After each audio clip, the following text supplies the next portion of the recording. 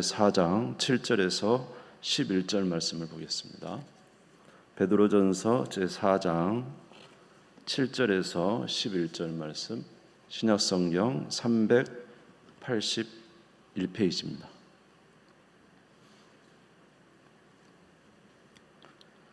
베드로전서 제4장 7절에서 11절 말씀 같이 한 목소리로 읽겠습니다. 시작. 만물의 마지막이 가까이 왔으니 그러므로 너희는 정신을 차리고 근신하여 기도하라.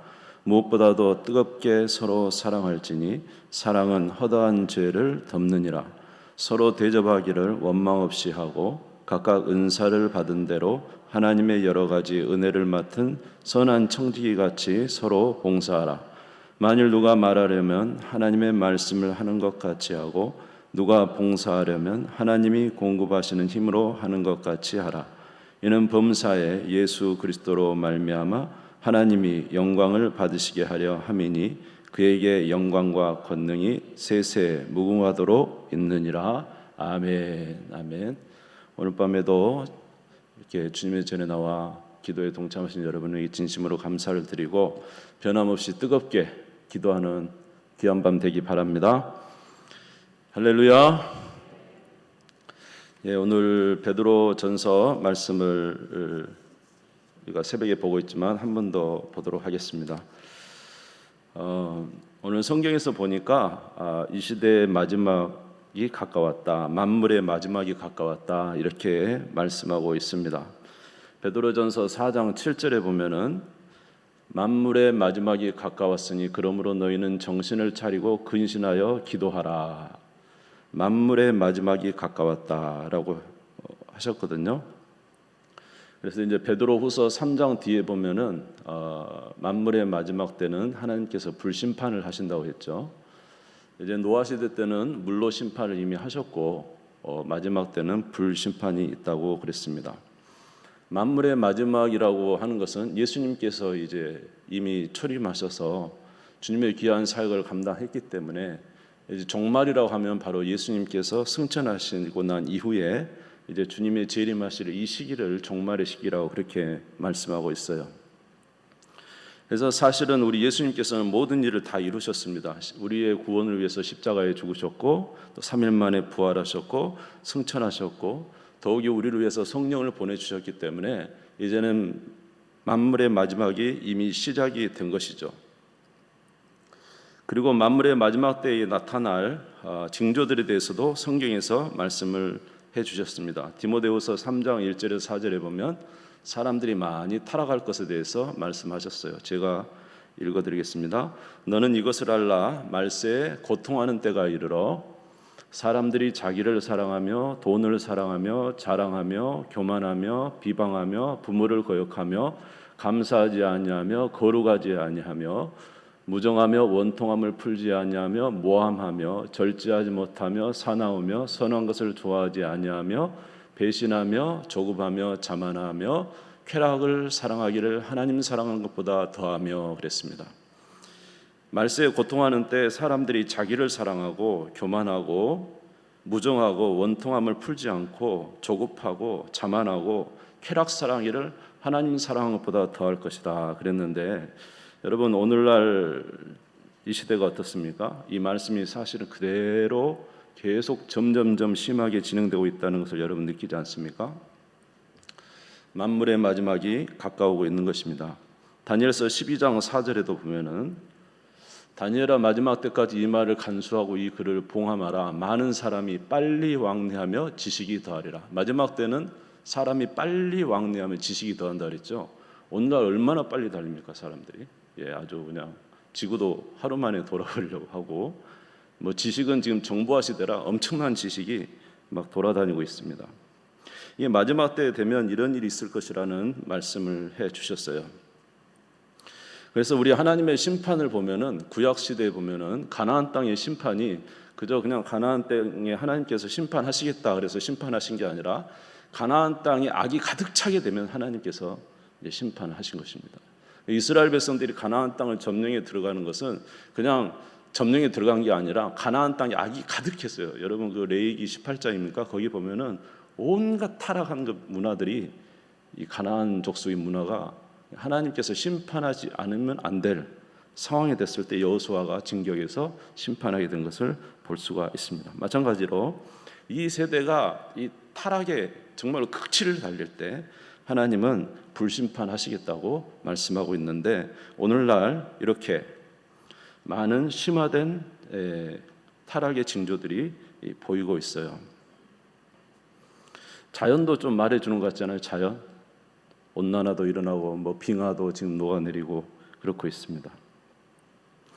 그런데 성경은 말하기를 지금으로부터 약 2000년 전에 이 베드로 사도가 각 지역에 흩어져 있는 성도들에게 말하기를 만물의 마지막 때가 가까웠다, 이렇게 말하고 있습니다. 그런데 2000년 전에도 마지막 때가 가까웠는데, 그러면 지금 2000년 동안 예수님이 오시지 않았으니까 이것이 어떻게 된 거냐, 이렇게 말할 수 있지만 그것에 대한 말씀을 베드로 사도가 마지막에 말해주고 있어요. 베드로후서 3장 8절에 보면 사랑하는 자들아, 주께는 하루가 천년 같고 천년이 하루 같다는 이 사실을 잊지 말아라. 우리에게는 천년이 어마어마하게 길지만 하나님께서는 천년이 하루라는 거예요. 하루가 같다는 거예요. 2000년 지나니까 얼마 지난 거예요? 하나님 앞에 하나님은 두 날 지난 거, 이틀 지난 거라는 것입니다. 하나님께서 구원하시기 위해서 길이 참고 있는데, 그때도 끝이었지만 우리 인류를 구원하기 위해서 하나님이 참고 계셔서 2000년이 지났지만 우리 생각에는 굉장히 긴 것 같지만 하나님의 입장에서는 이틀밖에 안 지난 거예요. 그런데 지금은 점점점 그 만물의 마지막 때가 가까우고 있다는 사실을 우리가 알게 됩니다. 그러므로 이런 만물의 마지막 때가 가까웠고 말세지 말이라고 이렇게 말씀하고 있잖아요. 그럴 때 우리가 해야 될 일은 무엇이냐라는 것입니다. 다시 한번 베드로전서 4장 7절을 같이 읽겠습니다. 시작. 만물의 마지막이 가까이 왔으니 그러므로 너희는 정신을 차리고 근신하여 기도하라. 할렐루야. 정신을 차리고 깨어있으라는 거예요. 주님 오실 날이 가까웠으니까 항상 정신을 차리고 깨어있으라, 이렇게 말씀하고 있어요. 그러면 깨어있는 방법이 무엇이냐? 그것은 기도하는 것이라는 것입니다. 깨어있는 방법이 뭐라고요? 기도하는 거예요. 만물의 마지막이 가까웠으니 그러므로 너희는 정신을 차리고 근신하여 기도하라. 기도하는 자가 깨어있는 자라는 거예요. 기도하지 않는 자는 말로는 깨어있다 하지만 실상은 그가 깨어있다고 자부할 수가 없다는 것입니다. 그 대표적인 것을 우리가 알 수 있는 게 바로 예수님의 십자가에 잡혀가실 때 사건의 제자들의 모습이지 않겠습니까? 제자들이 뭐라고 말했습니까? 내가 죽을지언정 주님을 부인하지 않겠습니다, 이렇게 말을 했죠. 예수님께서 겟세마네 동산에서 제자들에게 말했습니다. 너희들이 시험에 들지 않게 깨어 기도하라. 마태복음 26장 41절에 너희들이 시험에 들지 않게 깨어 기도하라, 이렇게 말씀해 주셨어요. 그런데 내가 죽을지언정 주님을 부인하지 않겠다는 이 확실한 자기의 믿음과 의지가 있었지만은 기도하지 않은 제자들은 예수님을 부인해버리고 말았습니다. 그러나 겟세마네 동산에서 홀로 거독했지만 끝까지 기도했던 예수님은 자기들이 예수님을 잡아갈 때 됐다, 이제 시간이 되었다, 가자 하면서 당당하게 가셔서 십자가를 지신 것을 우리가 알 수가 있어요. 그러므로 깨어있는 자는 기도하는 자고, 기도하는 자는 주님 오실 날을 아름답게 잘 맞이하게 될 줄로 믿습니다. 여러분에게 여쭤봅니다. 저와 여러분에게, 여러분 주님 오실 날을 위해서 기도하고 있습니까? 봐요, 기도 안 하고 있구만. 예? 그러니까 여러분 깨어있다고 자신할 수 있어요? 제자들도 말했다니까요. 저는 절대로 주님 부인하지 않겠다고. 그러나 기도하고 있지 않기 때문에 결국은 연약해지고 실패해버리고 만 거예요. 오늘 저와 여러분이 깨어있다는 사실은 주님의 오실 날을 기억하면서 기도로 준비하는 자가 주님께서 기뻐하시는 깨어있는 자라는 사실을 기억하시고 기도하는 저와 여러분 되시기를 주님의 이름으로 축원합니다. 누가복음 21장 34절에서 36절 같이 읽겠습니다. 시작. 너희는 스스로 조심하라. 그렇지 않으면 방탕함과 술 취함과 생활의 염려로 마음이 둔하여지고 뜻밖의 그날이 덕과 같이 너희에게 임하리라.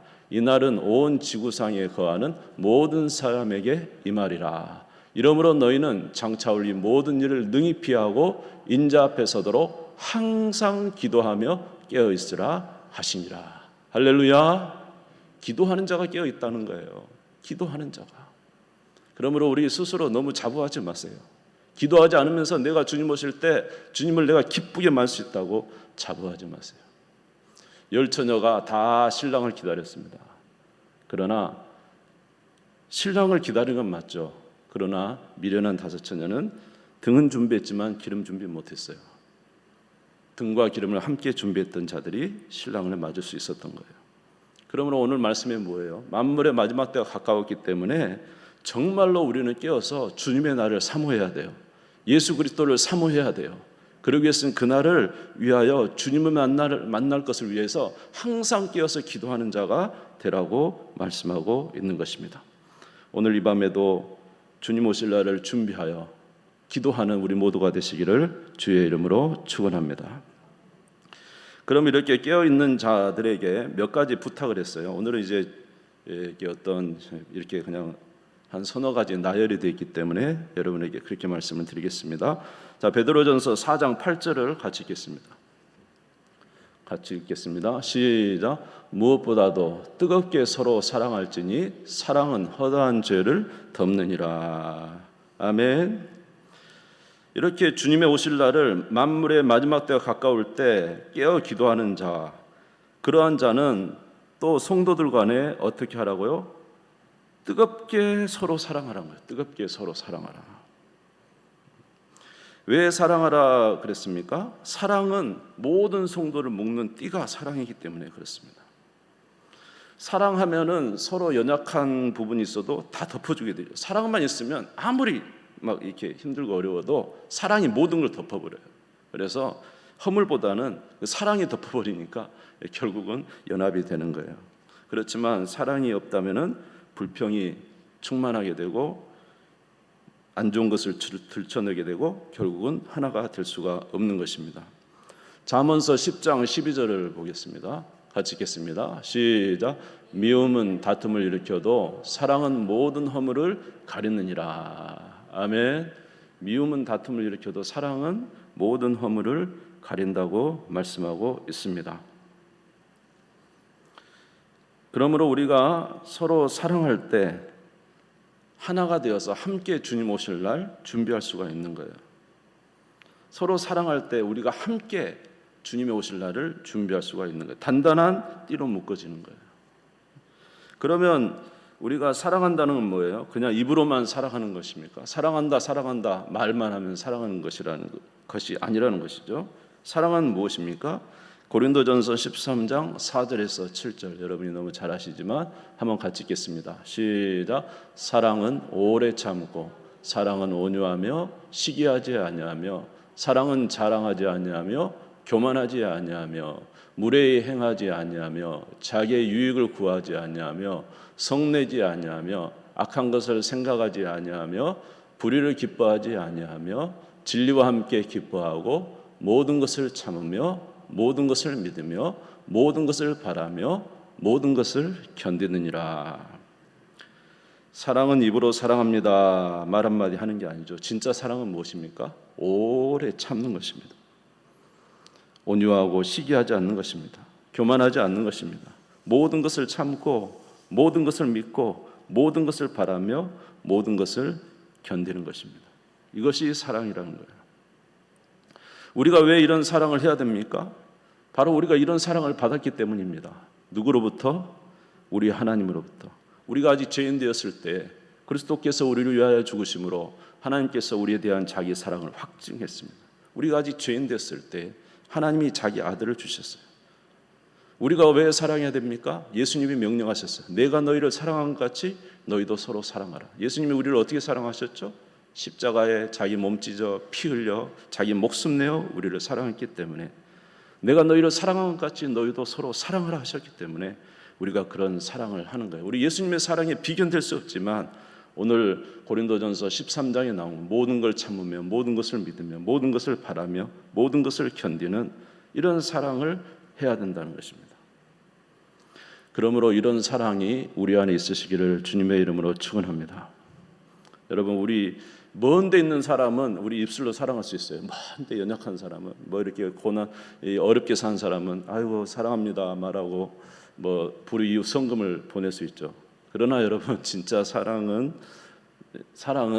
실천이에요. 실천. 내 가까운 가족을 사랑해야 되고, 내 사랑한 자녀를 사랑해야 되고, 내 사랑하는 이웃을 사랑해야, 내 성도를 사랑하는 것이 진짜 어려운 사랑이거든요. 이런 사랑을 우리가 할 수 있어야 돼요. 이유는 뭐냐면 함께 우리가 사랑의 띠로 묶어서 함께 주님 오실 날을 함께 맞아야 되기 때문에 그런 것입니다. 오늘 밤에 이런 기도가 있으시기를 주님의 이름으로 축원합니다. 주여, 진정으로 사랑할 수 있도록 수고를 아끼지 않게 하소서. 우리 예수님이 우리를 사랑하셔서 그렇게 수고하셨는데 어찌 수고 없이 사랑할 수 있겠습니까? 세 번째로는 그 사랑의 한 방편이 무엇이냐면 손님 대접하는 것을 행하라는 것이에요. 오늘 베드로전서 4장 9절을 같이 읽겠습니다. 시작. 서로 대접하기를 원망 없이 하고, 대접을 하라는 것입니다. 로마서 12장 3절에도 보면 성도들의 쓸 것을 그 본문이 아닙니다. 제가 잘못 드렸습니다. 저렇게 잘못 나온 것은 다 제 탓입니다. 저 방송 탓 아닙니다. 로마서 12장 3절에 보면은 성도들의 쓸 것을 공급하며 손 대접하기를 힘쓰며, 제가 구절을 잘못 봤는가 봐요. 그런 구절에서 성도들의 쓸 것을 공부하며 손 대접하기를 힘쓰라 그랬습니다. 이 구절이 나온 이유는 이때 시대에는 많은 나그네들이 있었어요. 나그네들이 이제 지나가다가 숙소를 찾는데 여관에서 자기는 굉장히 곤란했어요. 왜냐하면 여관이 굉장히 위험했답니다. 그때 당시에는. 그렇기 때문에 이 어려운 나그네들이 이제 숙소를 찾을 때 잘 대접을 하는 거예요. 특별히 어떤 자들이 많았냐면 복음 전하는 자들이 많았다. 복음, 주님의 복음을 전하는 나그네들이 굉장히 복음 전하는 전도자들이 많았다는 거예요. 그래서 하나님께서 기뻐하시는 건 뭐냐면 이런 나그네들을 잘 대접하는 거. 이것이 이웃을 사랑하는 참 중요한 것 중에 하나라는 것이죠. 요한일서 1장 5절에서 6절에 보면 하나님이 그러한 것을 얼마나 기뻐하시는가가 나와 있습니다. 우리가 그에게서 듣고 너희에게 전하는 소식은 이것이니 곧 하나님은 빛이시라 그에게는 어둠이, 요한일서 맞나요? 제가 참 이렇게 죄송합니다.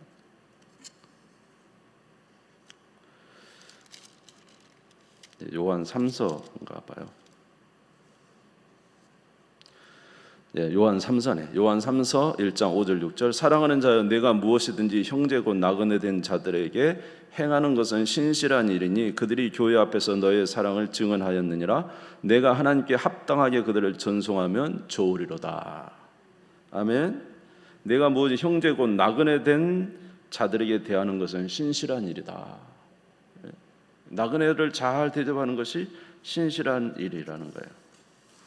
여러분, 그 아브라함이 상수리 나무 아래에 있을 때 갑자기 세 사람이 지나가고 있을 때 그 나그네들을 보고 아브라함이 이렇게 영접을 했잖아요. 그리고 막 먹을 것을 이렇게 대접하고 그렇게 했는데 결국 그 중에 한 분이 이제 하나님의 대리자로 오신 분 아닙니까? 그래서 그곳에서 이삭의 출생에 대한 하나님의 복을 받았습니다. 아브라함이 나그네를 대접하다가. 여러분, 그 롯이 참 그 소돔과 고모라에서 참 안타까운 사람이었잖아요. 그래도 롯을 성경에서 뭐라고 하냐면 의인이다 그랬어요. 의인이다. 내가 보니까 왜 이 사람이 이렇게 소돔과 고모라에 갔는데 의인이었나? 이 세 사람을 영접한 거예요. 지나간 나그네를 자기 집으로 영접한 거예요. 숙소가 없을 때. 그러니까 이 세 사람이 이 소돔과 고모라가 멸망할 거니까 빨리 도망치라고 했잖아요. 사이들 때문에 도망 못 치고 있을 때 천사들이 이 사람들이 이 롯을 끄집어 냈습니다. 근데 사람들이 막 와가지고 처음 본 사람이라 너희 집에 들어간 그 손님들 끌어내라. 내가 그들과 상관하리라. 여러분, 상관하리라는 거 알잖아요. 성적인 이 타락이 극에 달했거든요. 소돔이. 그때 뭐라고 했냐면 롯이 뭐라고 했냐면 이러지 마십시오. 우리 손님에게 이러지 마십시오. 차라리 내 딸이 있으니까 딸을 데려가라고. 야, 딸보다 손님을 더 대접하는 거예요. 롯이. 제가 보니까 롯이 그래도 소돔과 고모라 있어도 정말로 하나님을 향한 이런 그 살아있는 부분이 있었구나라는 생각을 했어요. 여러분, 손님 대접하다가 큰 은혜 받습니다. 아멘. 나그네 대접하다가 하나님의 큰 축복을 받아요. 이유는 무엇인지 아십니까? 바로 성경에 보니까 그 연약한 한 사람이 바로 주님이라는 거예요. 주님을 대접하는 것과 같다 그랬어요. 마태복음 25장 37절에서 40절에 보면 같이 읽겠습니다. 시작. 이에 의인들이 대답하이르되 주여 우리가 어느 때에 주께서 줄이신 것을 보고 음식을 대접하였으며 목마르신 것을 보고 마시게 하였나이까?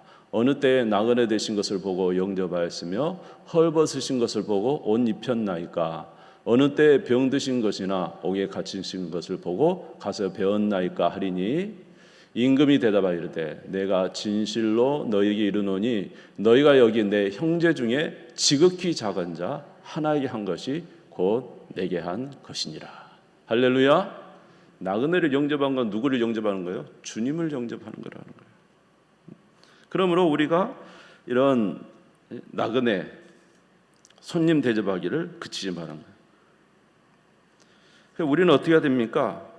우리 교회에 오는 많은 나그네들을 잘 영접하는 것이 이제 주께서 기뻐하시려고 특별히 느껴지고, 특별히 누구를 잘 대접했냐면 주의 복음 전하는 자들, 예를 들어서 선교사님들이나 아멘, 또 주의 사역자들이나 주의 일을 위해서 힘쓰는 자들, 그런 나그네 된 자들을 섬기는 것은 주님을 섬기는 것과 같다는 거예요. 주님께서 엄청 기뻐하신다는 거예요. 아멘. 우리 모두 잘 대접하는 저와 여러분 되시기를 주의 이름으로 축원합니다. 마지막으로 이제 너희 각자에게는 하나님이 은사를 주셨기 때문에 은사를 받은 대로 충성스럽게 일하라고 말씀하고 있어요. 베드로전서 4장 10절입니다. 같이 읽겠습니다. 시작. 각각 은사를 받은 대로 하나님의 여러 가지 은혜를 맡은 선한 청지기 같이 서로 봉사하라. 아멘. 무엇을 받은 대로? 은사를 받은 대로 우리 각자에는 예수 그리스도를 믿음으로 성령께서 은사를 주셨다는 거예요. 로마서 12장 5절에서 6절에 보면 이와 같이 우리 많은 사람이 그리스도 안에서 한 몸이 되어 서로 지체가 되었느니라. 우리에게 주신 은혜대로 받은 은사가 각각 다르니 곧 예언이면 믿음의 분수대로 하면서 각각 은사에 대해서 말씀해 주셨죠. 우리 각자에게는 주께서 맡기신 귀한 은혜의 직분들이 있고 은사가 있다는 거예요. 우리는 주님 오실 날을 준비하면서 그냥 있는 게 아니에요. 우리도 받은 은사대로 충성스럽게 일해야 돼요. 아멘. 그래서 주님으로부터 칭찬을 받아야 되잖아요.